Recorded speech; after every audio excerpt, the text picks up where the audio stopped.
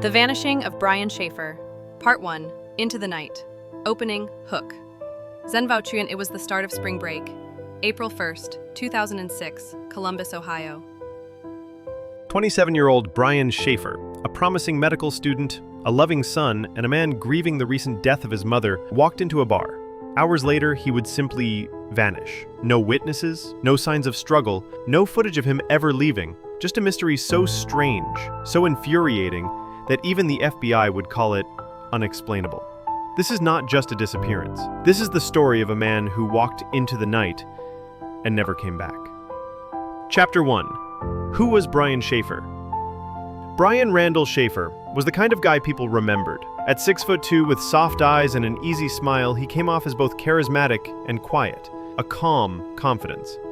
He wasn't just smart, he was driven. In his second year at the Ohio State University College of Medicine, Brian was working toward becoming a doctor like his father, Randy Shaffer. But there was more to him than medicine. Brian loved music, especially Jimmy Buffett. In fact, his dream wasn't to be stuck in a hospital forever, but to one day open a beach bar where he could treat patients by day and play guitar by night. He had a plan, his friends would later say, but life had other ideas. In March 2006, just a few weeks before he disappeared, Brian lost his mother, Renee, to a long battle with cancer. Her death shattered him. Friends noticed he became withdrawn, a quiet sadness behind his smile. And yet, he still tried to stay connected. He had a girlfriend, Alexis, who he deeply loved. He stayed close with his younger brother, Derek. He texted his dad every few days. So when spring break came around, it felt like the right time to let loose, take a break, and maybe, just maybe, feel normal again. Chapter 2. The Last Night. It was Friday night, March 31st, 2006, rolling into the early hours of April 1st, April Fool's Day. Brian had dinner with his father around 6 p.m. Randy later said Brian seemed tired, not just from studying, but emotionally drained. Still, Brian insisted on going out that night.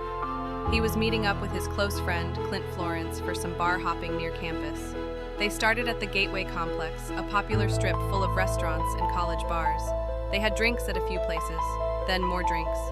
At some point, Clint's friend Meredith joined them. Eventually, they made their way to the last stop of the night, a bar called the Ugly Tuna Saloona. Located on the second floor of the Gateway, it was loud, dark, and full of students. Perfect for a night of fun. Security footage shows the three friends riding the escalator up to the bar around 1:15 a.m. Brian is seen talking, laughing, looking relaxed. A short while later, cameras show Brian stepping just outside the entrance, where he chats briefly with two young women. Then, he turns, waves, and walks back inside. That's the last time anyone ever saw Brian Shaffer. Chapter 3. The Vanishing. Around 2 a.m., the bar starts to close. People spill out into the streets. Clint and Meredith say they tried to call Brian but couldn't find him. They waited a bit, assumed he had taken off or met someone, then went home. The next morning, Alexis, Brian's girlfriend, began to worry.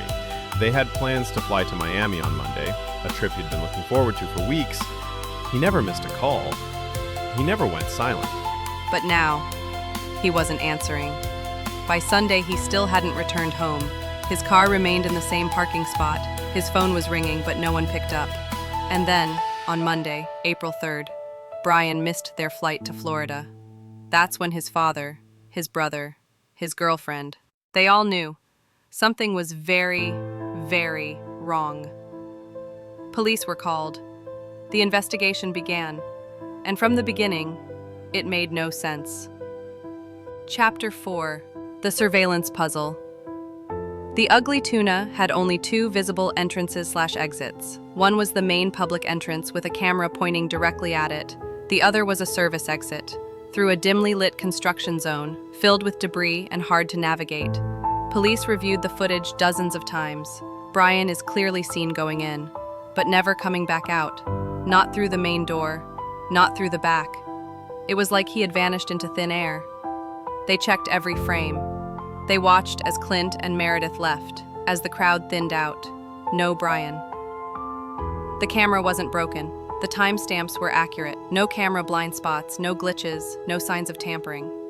So if Brian didn't leave the way he came, how did he leave at all? Chapter 5. No trace, no answers. The initial theory was simple. Maybe Brian got drunk. Maybe he slipped out the back.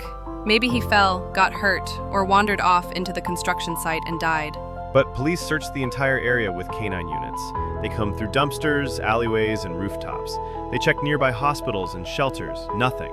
Not a drop of blood, not a footprint, not even a torn piece of clothing. Meanwhile, Brian's phone kept ringing. For months, calls would go through before heading to voicemail, until finally it went dead. One time, his phone rang and pinged a tower 14 miles away in Hilliard, Ohio. Police traced it, but the cell company later said it was likely a technical glitch, not a real location. Still, it haunted his family.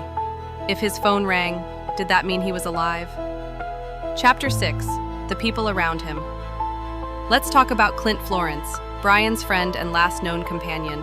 Clint was interviewed by police, but he quickly hired a lawyer and refused to take a polygraph test.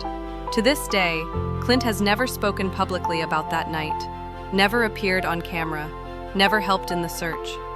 Brian's family has called his behavior suspicious, but there's no proof, no evidence, just silence. Some say Clint knows more than he told. Others think he's just protecting himself from being blamed for something he didn't do. Chapter 7.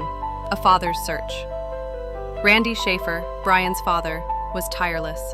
He printed flyers, he walked the city streets asking strangers, he contacted psychics, he posted online, he never gave up. He was a good boy, Randy once told a reporter. He'd never put us through this unless something was wrong. But tragedy struck again. In 2008, 2 years after Brian vanished, Randy was killed in a freak accident. A tree limb snapped in a windstorm and struck him while he cleaned up debris. His body wasn't found for hours. At his memorial, someone left a message on an online guestbook. It read, "Dad, I love you, Brian, U.S. Virgin Islands." But the message was traced to a public computer, likely a hoax.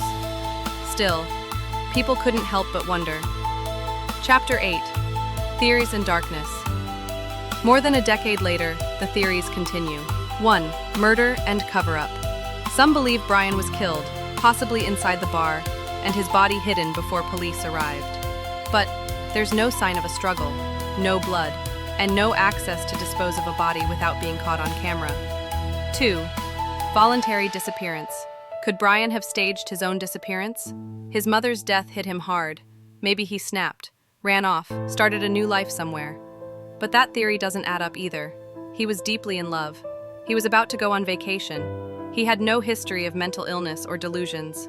And why wouldn't he reach out after his father died? 3. Random act/wrong place. Others suggest he was followed, attacked, kidnapped, a random act of violence. But in a crowded bar, with cameras,